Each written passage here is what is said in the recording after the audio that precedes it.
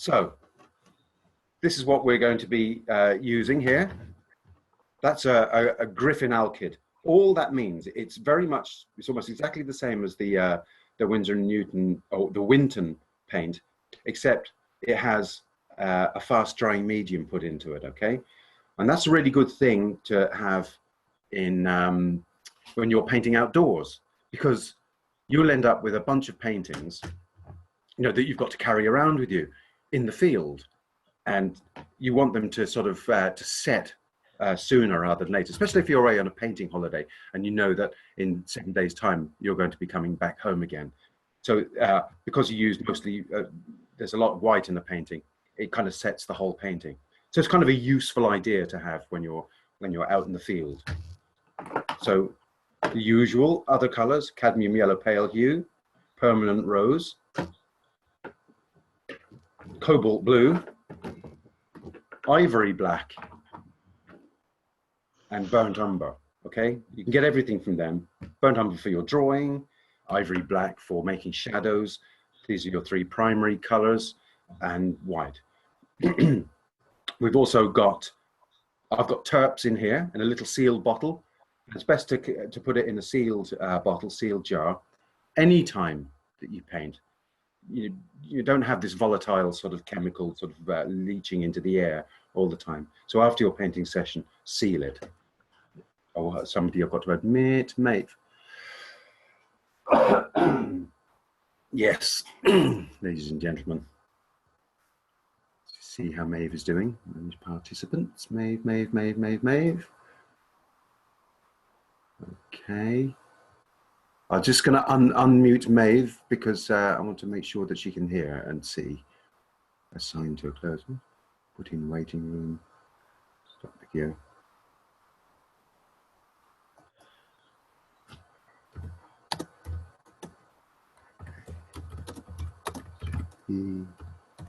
Here.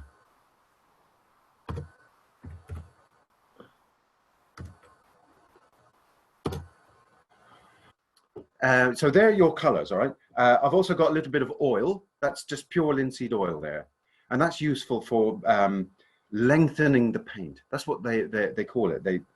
When you get a big gob of paint, usually something like white, more viscous, you get some on a brush and you paint it, and it only makes a short line. So if you mix a little bit of oil into it, you can make a longer line, and that's why they call it lengthening the paint. Okay, so that's the linseed oil. And my brushes, and number 6, I think, and number 1. Sorry, beg your pardon. There, both filberts. Just lately, I've gone into painting filberts, okay? So there are materials, and what we are going to paint. Change cameras. This is a scene in County Louth. Clogherhead, that's where it is. Okay, so can you see it? Can you see it well? Yeah. Great, thank you. This is our material. We're going to paint 8x10 canvas board. And white going on first. I always put that kind of at my elbow kind of thing. You need quite a bit of white, double white. Then I put the next lightest color, which is yellow. Permanent rose. See, there's more white. There's nearly double the white that there is the other colors. I'm going to put on the cobalt blue. I hope you can see it. Cobalt blue there. The burnt umber. The black. Black just making shadows with. So you don't need much black. Okay.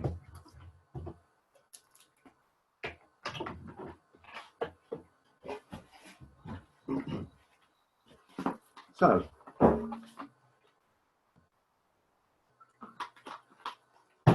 I'm going to start off by putting on a wash. And remember, we put on a wash for a variety of reasons. You take, let's put that there. You take a kind of quite a lot of the terps. Quite murky, the terps, so don't worry about it. It is murky terps. I find it doesn't make that much difference to the painting anyway. So I take some of that. You can see a kind of a, it's like you spilled some tea on the palette, and just mix in a little bit of burnt umber there. So it's a very watery mix. You just need enough to cover an 8x10 canvas. So we put on. So the reasons we do this again, and it's worth saying this every time I do a demonstration, that you're bringing the canvas down to the tonal level of your palette, so it makes it easier to judge colors. I mean, you're breaking in the canvas, which has been staring at you as a white canvas, so sort of accusing you of not painting it. Paintings that are done with a wash look kind of more complete, less superficial than paintings that are done without a background tone by somebody who's not really aware of the difference it can make. There are plenty of painters that paint directly onto white, but they've kind of compensated for the fact that they're not painting on white, and they absolutely cover the canvas in their paint, in their subject. But we're allowing, this is another reason why we put on the wash, we're allowing for the background, the background wash to come through a little bit, because it kind of makes the paintings slightly more exciting as well, more spontaneous. The whole point about painting from photographs is you've kind of got to paint them as if you're there. And if you were there, you'd have limited time, and the weather would be changeable, the scene would be changing directly in front of you. Look, we're by the sea in Ireland. It's not going to be, generally speaking, a calm sort of beautiful sunlit day. I mean, it can be, but the likelihood is that things will be changing, and your environment sort of affects the way you paint. But there are certain things that you've got to do. For example, you've got to do quickly. So I'm going to do a kind of a drawing as if I'm there. I can see that the thing exceeds the prow of the boat, which is our main sort of subject, exceeds the halfway line. Halfway line's about here, I think. Okay, so if I actually put in a halfway line there, just a kind of a mark so that I know where it is, and I'll put in a halfway mark here as well, because we know that in fact that is on the halfway line. We can measure it the same way as we measure anything. Yeah, halfway. So we know that the top of the prow of the ship comes to there, but the very sort of tip of that composition comes to about here. Okay, and don't forget also that this, this is the thing about painting from photographs, is that you don't have the rest of the land coming up here, the rest of the sea, all the other boats around there, the expanse of sky going here with an interesting church on here. Do you know, because you could miss, you could say, well, I want to paint the boat mostly, and then you'll miss the church over here, that's rising proud of the skyline. You have to make a decision or turn your board around. But with a photograph, you've no choice, have you? It's what it is. It's the composition has already been done for you. Okay, so you've got to make a decision on certain things, like, are you going to guess more stuff off to the right, or what was the point I was going to make? Yes, I'm going to have to lose some stuff, aren't I? I'm going to have to lose it from the top or the bottom, because this is a different shape. This is flatter top to bottom than this. It's more like an A4 page. That's like an American A4 page, squatter. All right, so we've got to take that into account. That's what I'm saying. So maybe we'll put the sky up a bit further there. I do like the grass down here, so I want that. Let's get the boat in somehow. It comes down to about there. And painting is about making a mark and then changing it. Okay, so as usual, we've got the grass there, the wall is like that. The top of that wall is above the halfway line. So this is why what makes our little sort of guideline useful. So say it's something like that. Like that. Shape is something like that there. See, we've lost a little bit from the bottom as well. We've lost a bit from the bottom. We're down here somewhere, up here maybe. Okay, because of the form factor, the shape is different. Okay, the superstructure of the boat, the cabin, kind of follows that kind of line there.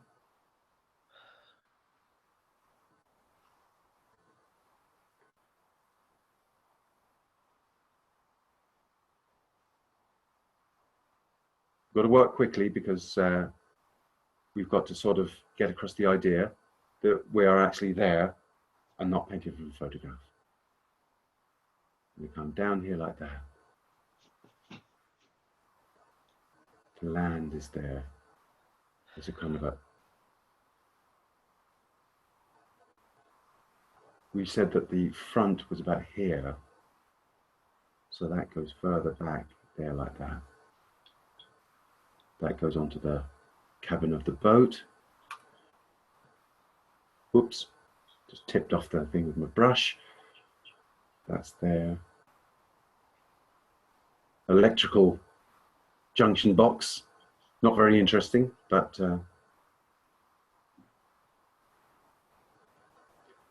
there's the railing.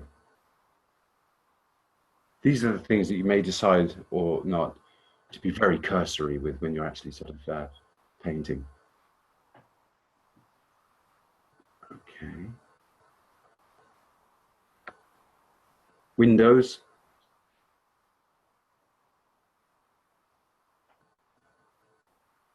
That's the walkway on the other side of that little inlet with all its sort of paraphernalia there. Well, we don't need to get into that too much. Okay, so now what I'm going to do, I always do this when I'm doing landscapes. Have you ever heard of a concept of Notan? It's a Japanese concept about light and dark. You know, it's more than a sketch. It's kind of like a tonal rendition in just 2 tones. This is the Notan thing. You just fill it in the dark parts. It just gives you a kind of an idea of the tonal values in your painting. It doesn't have to be sort of super accurate.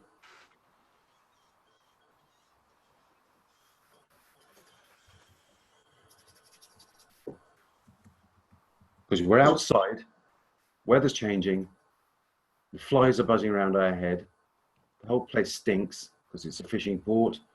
You're in somebody's way. There's all this stuff that that happens to you when you're painting outside. It makes life interesting.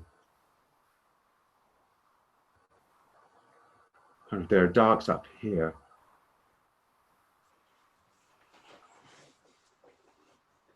There we go.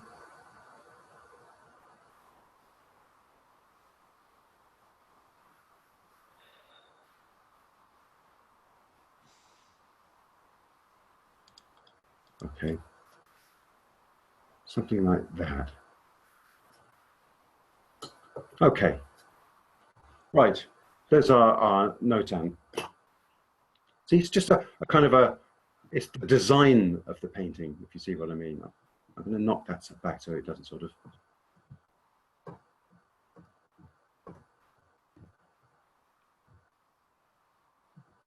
Yeah. Right. That means we can begin to paint. I'm going to paint the darker parts. So you can see the structure of our painting now. So it gives us a guide, and it kind of gives us an opportunity to check how the painting might look. You know, and at this stage, if you kind of didn't get your drawing right, you might actually scrub it and change it. Okay. Too late for that now in this class, though. And now I'm going to start out with that dark. So I'm going to mix up a bit of burnt umber and cobalt blue. Cobalt blue. I think I might put a little bit of the other colors into it. Make it nice and dense, dark, plus blue mainly. But I put the other colors into it as well because I wanted to make it kind of a rich dark. Okay. And really that goes there as well. Okay. I may as well just carry it across there. And then behind that sort of superstructure of the boat, there's a dark. There's a lot of detail, but it's mostly a dark. Okay, so I'm going to put that in there like that. We're simplifying, we're blocking, just like we would if we were doing a still life in front of us. Okay, it's exactly the same process. That all comes along and joins with that. Okay. There's a little bit sort of dark in there. Too bad there. There's our electrical conduit box, or whatever they call them. Junction box across there. Dark there. And some darks here along there. Okay. All right. I'm going to make the grassy green. Okay, so I'm going to take some yellow, put some blue into it, and of course we get a green. All right, but that's a kind of a horrible green, right? That's not Irish landscape green. So you put red into it, and that's what sort of brings it into a kind of a natural sort of green that we have in front of us. I'm going to start putting that in now. There's a big block.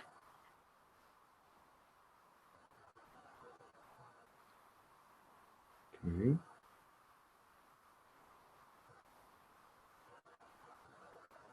Go along a bit darker as it goes across there. And here.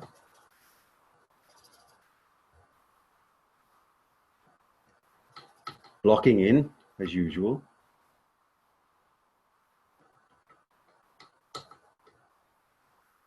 Just a big block. We can work into it later, okay?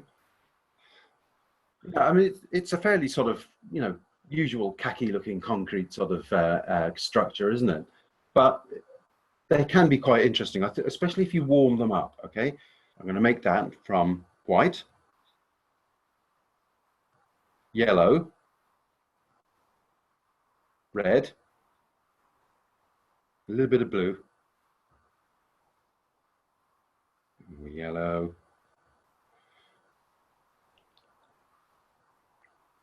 okay, maybe a bit more blue into it like that, red, and yellow.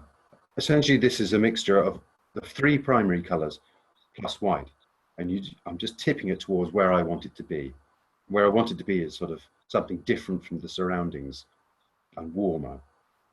Right, and I'm going to block this in.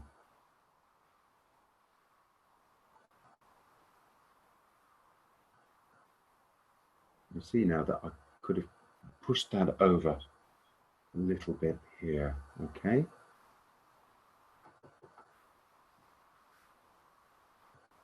Just blocked. That's blocked there, and it kind of goes off behind here. Okay. I'm going to make a darken that version of the green that I made for the hills. A little bit of burnt on that, and I'm going to put that in there as well. Houses can come later.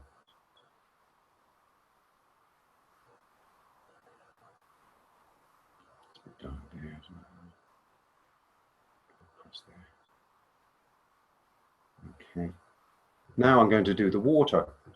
Actually, do you know what? I'm going to do the sky first. I'll do the sky because the sky is being reflected in the water. Even though it's not really at all the same. There's this kind of soupy sort of greenish water. I mean, it is a fishing port. That water is quite murky.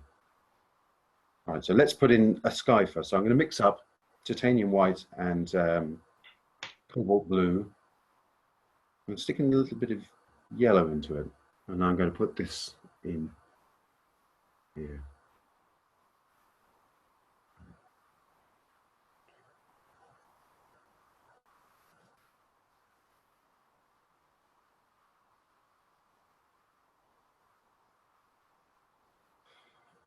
Blocking in. It's just a big block of a single tone that we'll work into later.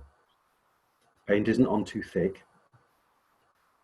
You know, in oil painting, you always work from, you ever heard the expression, lean towards fat? So you start out lean, and then you can start putting on sort of thicker paint subsequently. Otherwise, if you put sort of thin paint over thick paint, there's a risk of your painting cracking. All right, so let's make that green. James Joyce would say it's not green sea, and that is, let me just see it, it is kind of murky. All right, so there's our sky,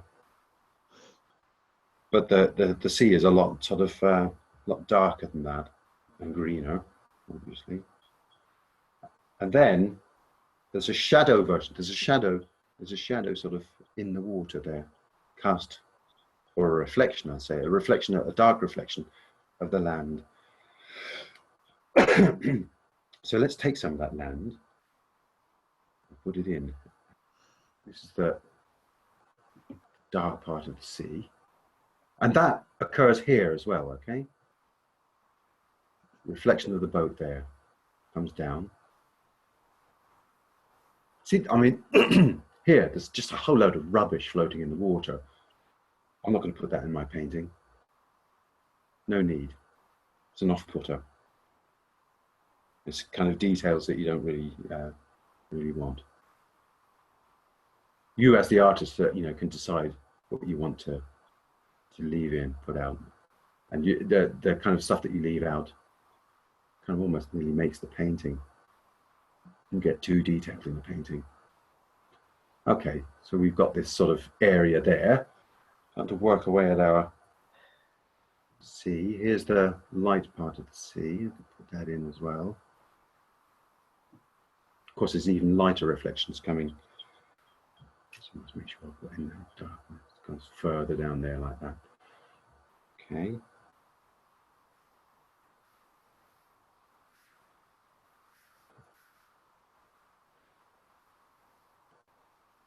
And you can see that these parts here, those light parts, you can take from whatever it is you put in the sky. It's like painting silver, if you remember painting silver. It has to have reflections into it to make it believable. Let's touch this up a bit more, get it filled in. Okay. Okay. Right, so we're down as far as there. Let us put in part of the superstructure of that boat. I'm going to move that down. Painting, as always, is about making a mark and correcting it. I'm going to put in the side of that boat, actually. I'm putting that, which is a kind of a bluey green, kind of almost mimics the water.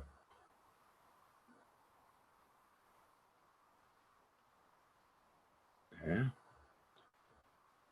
Okay, I'm going to put in the little sort of, I don't know, the white painted part of the boat there.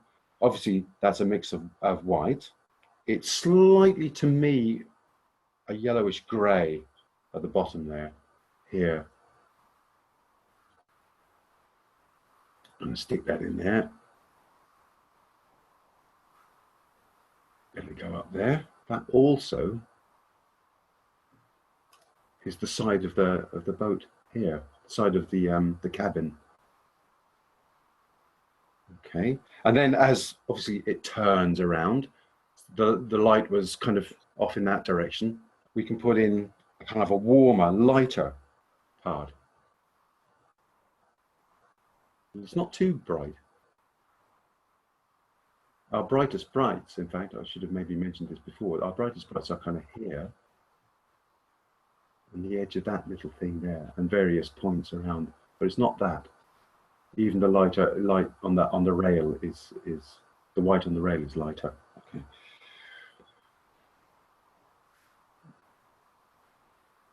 Okay.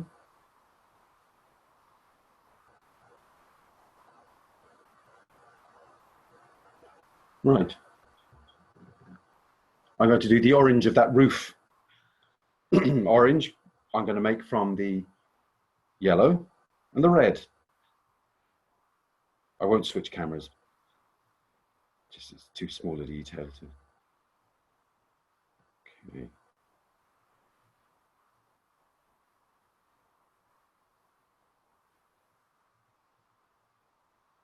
Okay, let's put that here, like that, goes across there. There's a part in shadow actually. We'll put that there. There's a, what do you call it, a lifesaver there. So we can put that in as a just a mark. And there's a lighter grey, slightly pinky sort of grey across the top of the boat here. Okay. Let's put in some of those houses. And they're only marks. Do you remember we're standing out in the wind? Occasionally sort of it starts squalling and you have to run over to a shelter. This is the speed at which you should work from a photograph in order to make it look like it was painted from life.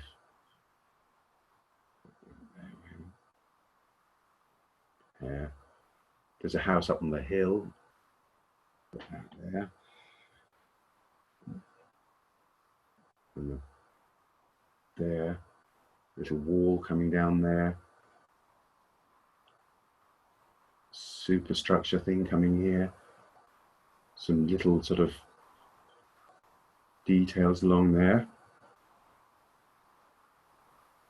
Right. I'm going to put in the lit part of that that boat underneath there. I'm jumping around, sort of painting bits as I sort of think of them. There. Okay, I'm going to put in that sort of grey. There's a bunch of greys there, bluey greys, which are just general sort of, how would you call it,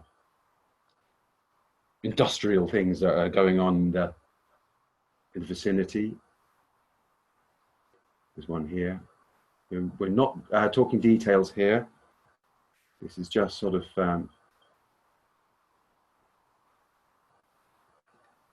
getting in details.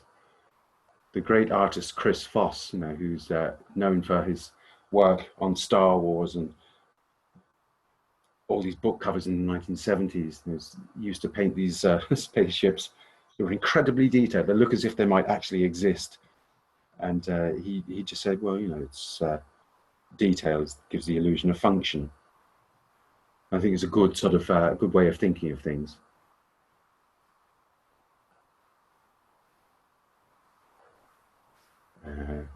Let's put in a few darks in here. This is Chris Foss's illusion, detail giving illusion of function stuff going on here. Because none of this stuff is important to the painting. Yeah, I'm going to switch. No, I won't switch brushes yet. I'm going to deal with some of this light reflection on the water here,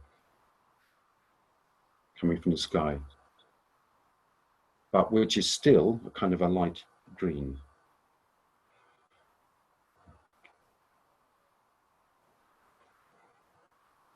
Okay.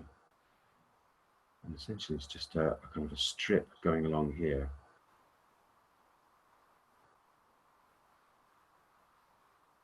Okay. and it kind of goes in around the place here.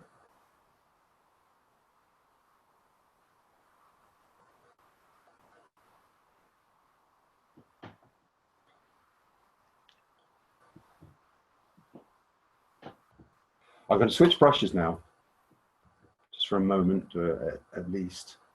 Okay.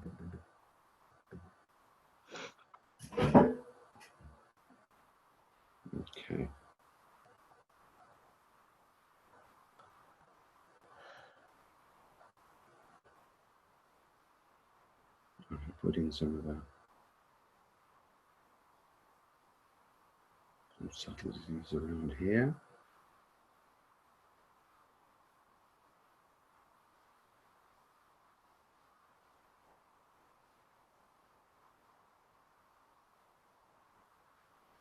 Okay, there's some sort of things that need to go in just to give you. I'm just putting in darks, sort of burnt umber and blue darks.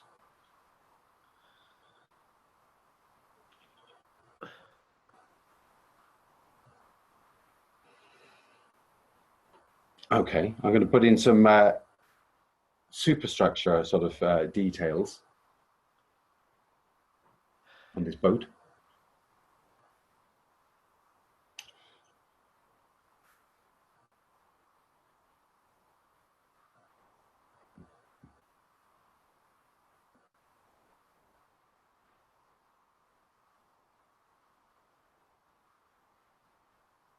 How many are there? 1, 2, 3, 4.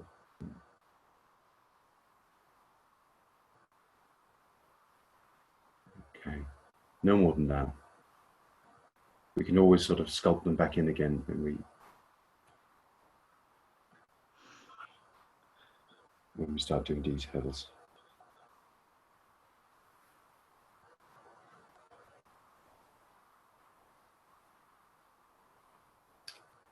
Oops.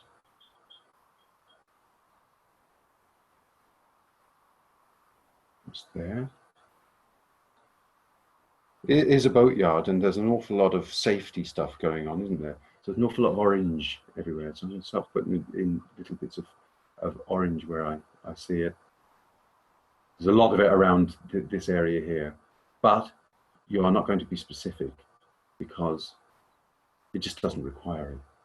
And your energy should be going into the foreground. Okay. There's a nice strip of orange going down the side of the boat, actually, which needs to go in. Try it here. You can't really see it. I'm going to load up, I think, a bit more. There. Okay. So dark here.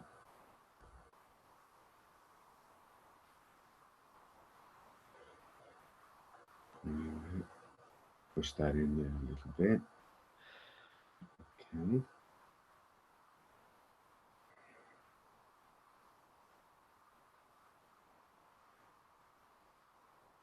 Just right at the top of that boat. Okay.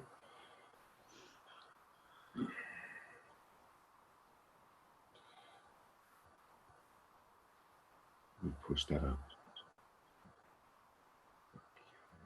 Right, there's some, I'm going to go back to work on those houses a little bit.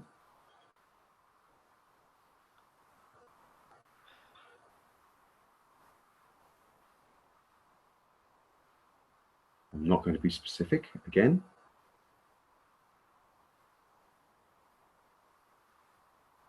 And there's some lights occurring behind the boat. This is more sort of detail and giving the illusion of function again.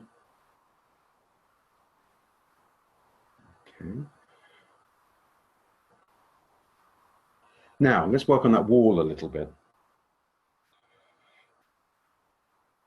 because it's not all the one color, is it? So, but I don't want to make it too dark, so let's just put in some. I've mixed in a little bit of red into that sort of color that we already had, that kind of the concrete color. I'm just going to put it in various places.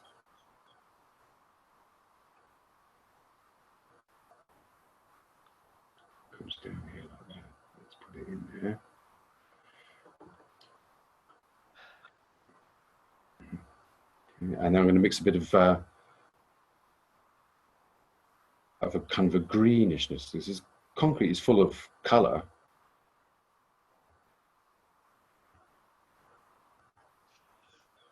Let's have a look. Coming down here like that.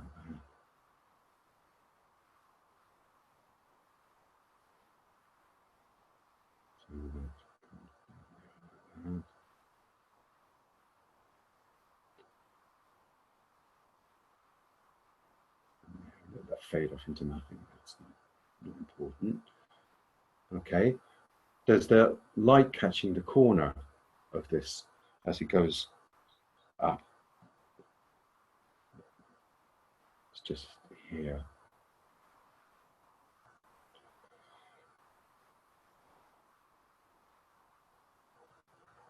Steady my hand on the other. Okay.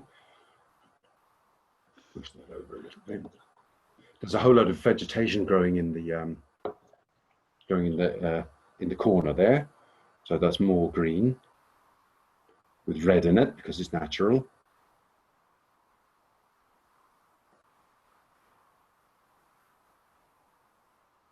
And right about now, I'm starting to get hungry. Okay. There's a pub not very far away. And it's starting to sort of beckon to go and get some lunch. This is what happens. Okay. Now, I'm going to work on this area here, more green, because I'm working on sort of green stuff at the moment, aren't I? So if you are painting vegetation, put some red in it. Like, I mean, not just red in the green, you just put in some red areas as well. Okay.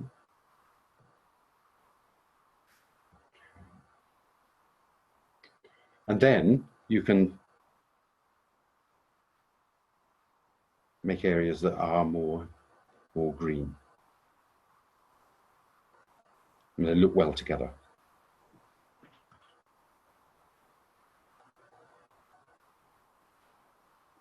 Don't be specific again. This is just sort of sketching. It's a sketchy type of painting. Okay. Right. Now let's work on that water a little bit again. I'm going to shape that part there. Oh, great big lump of paint on the brush there.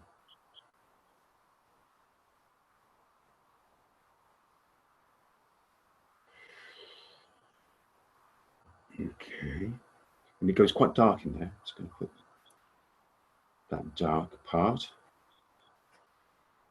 in there.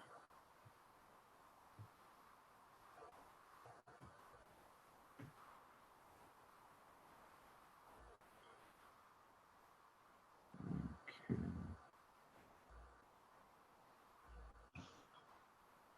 Right, there's that kind of area there where there's a kind of a walkway. I'm not going to dwell on it, but I'm going to put it in as a kind of a Chris Voss style thing. Whoops. I think I'll start using short brushes just while I'm doing these demonstrations. So concrete stuff going on there, concrete stuff going on here. Okay, well, there's a little wall running off up the way. That's quite nice. Up there. Up there.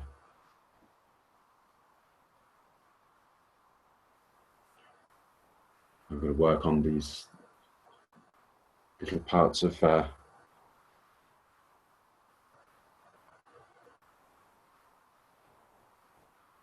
land behind the port. Okay, it's kind of undulates, and there's sort of lots of furze bushes and things there. Obviously, you're not going to be specific again, but need to just show a little bit of variety in the background. Okay.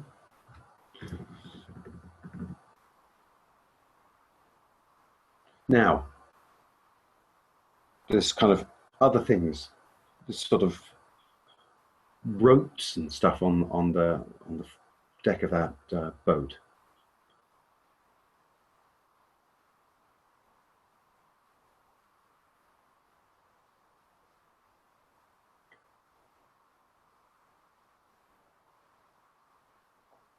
There's a blue thing. It's a barrel, actually. Here. There's a barrel on the boat, okay? But you're not going to paint a barrel. We're just going to do that, okay? And then there's a blue thing off to the left here, okay? It's not very bright, but it might do any harm just to put it in there. Any other blue things? More illusion of function stuff going on here.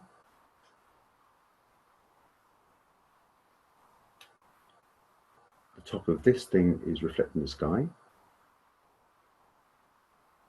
Oh, make it a bit lighter than that.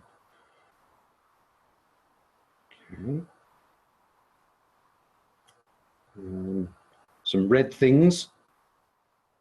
Not being a fisherman, I don't really know what's going on in this painting.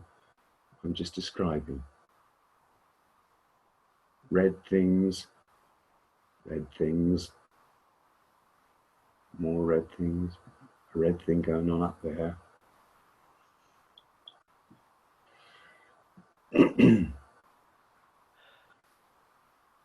Now, I'm just going to work on that superstructure again a little bit more.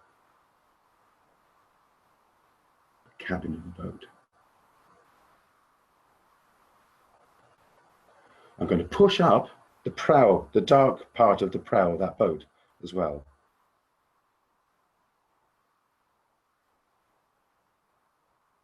It's very dark, so I'm going to push that up here.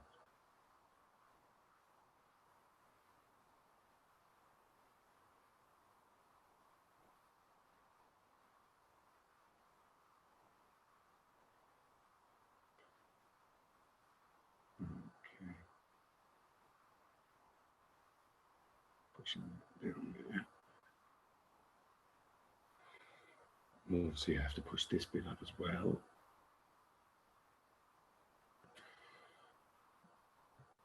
Right, now, I'm going to have to get a smaller brush. And if you were painting out in the field, you would have a smaller brush. Let me just pick one out here. This is a round. What is it? A round. Can't tell what it is. Number. It's a round number something or other, but it's small. Probably a 1. All right, so I'm just going to use that because I just need to get in some of these superstructural elements. You know, the oh, no, it's not gantry. What is it? The masts and things like that. And you're out in the field, and you don't have everything with you. You don't have a mile stick, you know, to you know, lean your arm against. Right, so that I'd say that sort of thing comes up to about here, and it starts here. All right, so I've got to get from here to here. Let's have a look. Oh, nearly did it. But it's fine because we're only sketching out in public. And this one comes down to top of the boat. Something going up there, a mast. There's a white thing here, useful to put in, because it just gives the illusion of detail again. So what we're doing is building up a mosaic, as usual, just putting on dab after dab, and the dab's kind of getting smaller.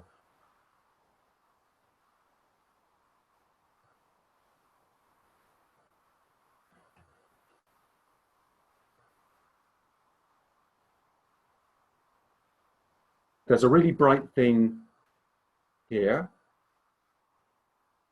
here, more sort of really bright things.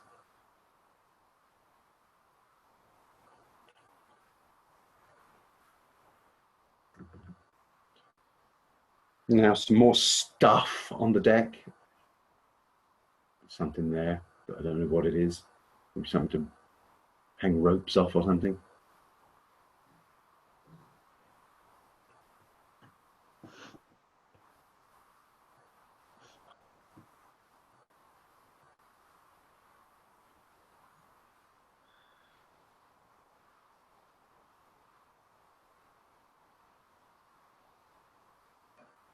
Illusion, illusion, illusion. There's some kind of darker sort of grayer industrial stuff going across the back. So I'm just going to sort of,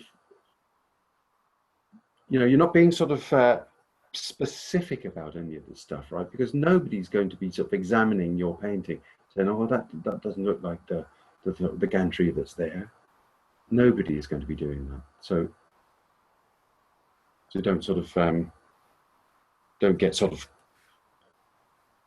caught up in those details. Okay, so here we've got across the top of that, shape that superstructure.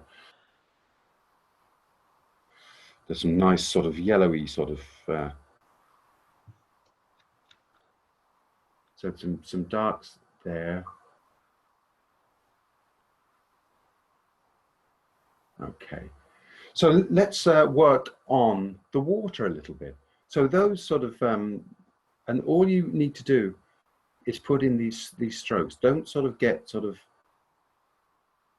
overly concerned about it. You've just got to sort of tell people who are looking at this painting that it's water, and that's by reflection.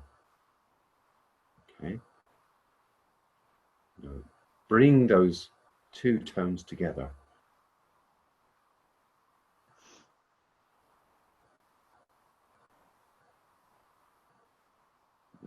Okay. Now, conversely, we've got to bring the darks back into the light. Okay, so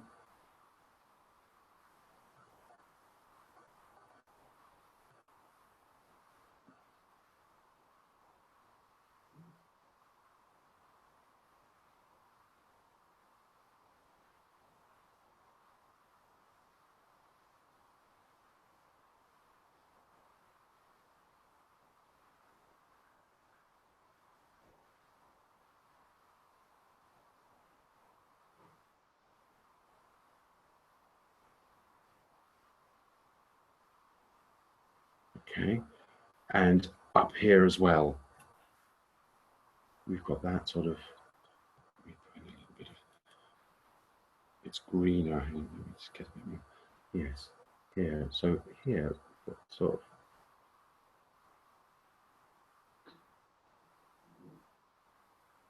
See, I wouldn't overdo this kind of point here, because you could get wrapped up in this detail for the rest of your life. There's a load of, there are so many undulations going on in that water that it will sort of take over.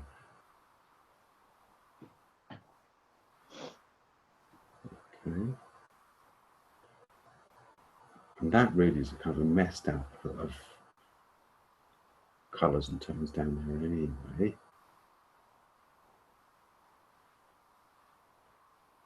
Okay.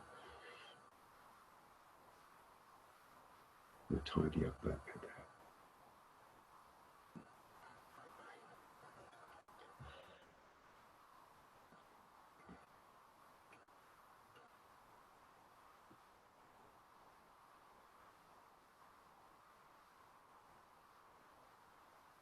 I'm adding in a kind of a bluer tone here. I shouldn't say tone. I'm adding in a bluer hue. Hue just meaning color. Tone is how dark something is or light.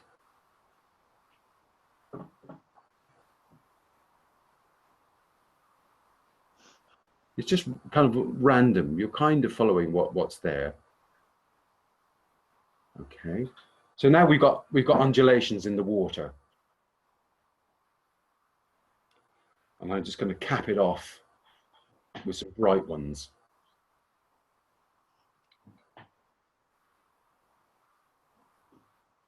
Yeah, little undulations. They're just sort of little points of light reflected because the water is rippling. So it's reflecting stuff from over here, reflecting stuff from the sky, reflecting stuff from the boat. Just got to give that sort of impression. Okay, so now we have our water. Shall we put in a few clouds maybe? I always like making my clouds a little bit pink. I think it just makes nicer paintings.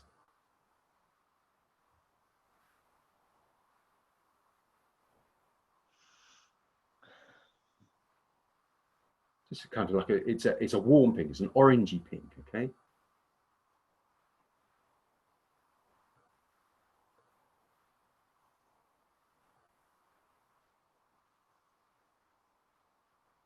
Put them in there, just this to start the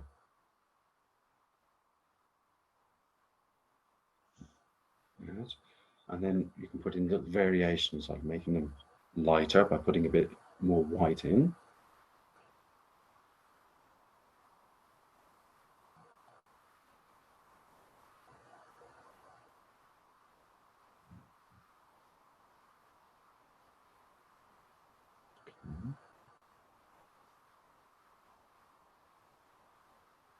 And by this time in a painting, you know, when you're outside, your belly thinks your throat has been cut, right? And you're tired and you're standing up, and with me I get an aching back. It sounds lovely, doesn't it? But you know, you can do it too.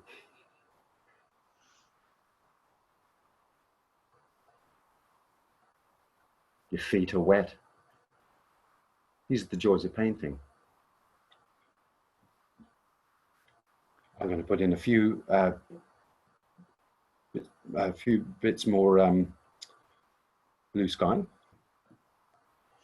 It becomes no longer about what you're painting, right? But it becomes about what you want the painting to be. Okay, so you can start building up this painting without reference to what's in front of you anymore. Stuff there. Yeah.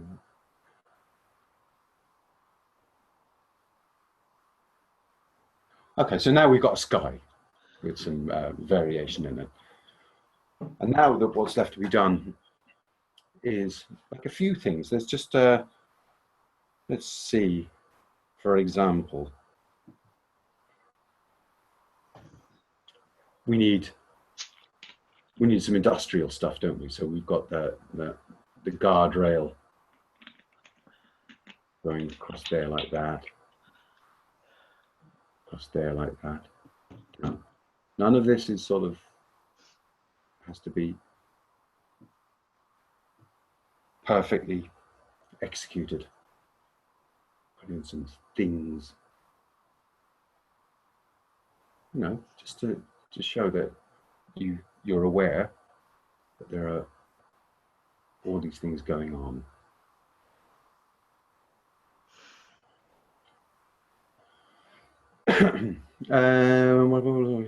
Where? Oh yeah, well, yes, okay.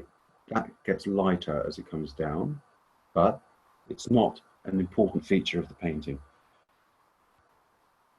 It's like Almost like you got to think like a medieval artist would have done. Something big, it's important. Something small, not important. See the bishops and the kings and the turrets of the castles in those paintings. They're immense.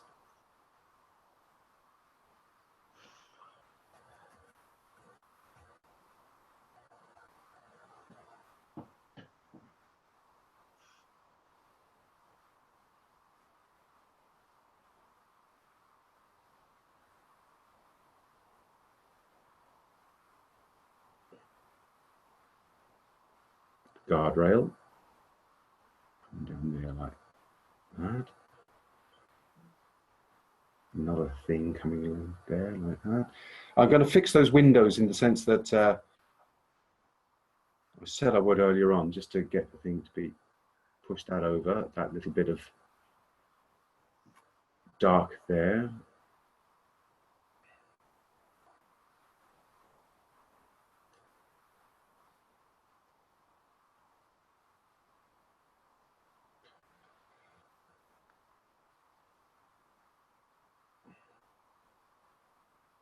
Okay, so we're almost there now. I think I might actually just put in some sort of stuff there, so some vegetation stuff just in there, just to show that I noticed it.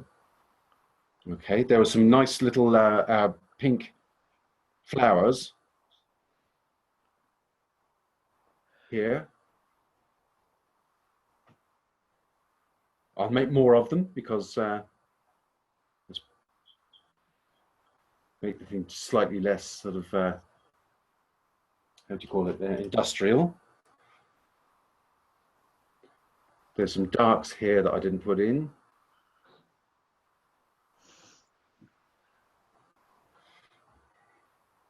Useful to have there.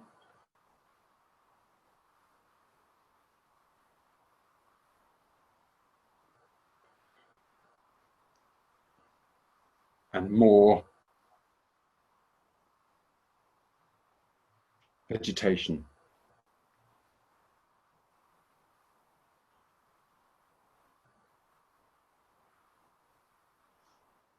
Don't be specific, just I'm telling that to myself now. Stop myself.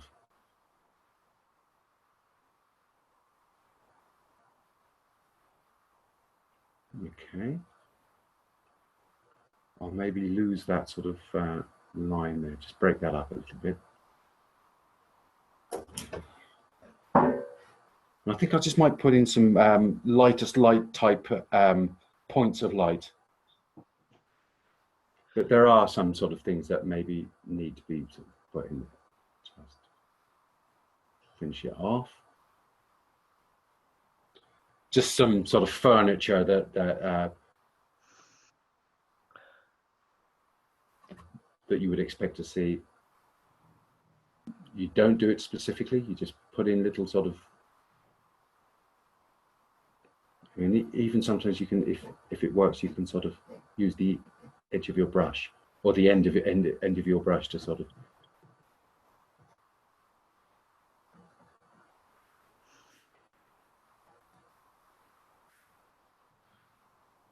that. I'm not sure if you can there and see how painterly, you know, and dabby the thing is, rather than painting up to lines. You can see the strokes there. You see how sort of just basically it's a collection of dabs.